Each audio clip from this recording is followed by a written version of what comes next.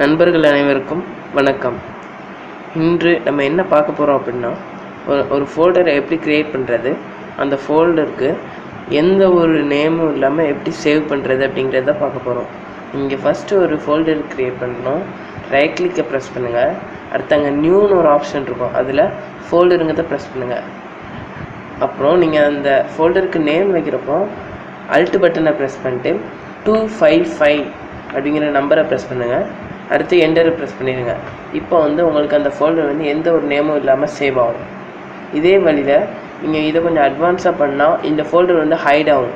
So நீங்கள் properties பட்டனில் போயிட்டு அதில் கஸ்டமைஸ் அப்படிங்கிற ஒரு ஆப்ஷன் இருக்கும், அதில் சேஞ்ச் ஐக்கான் அப்படின்னு கொடுங்க.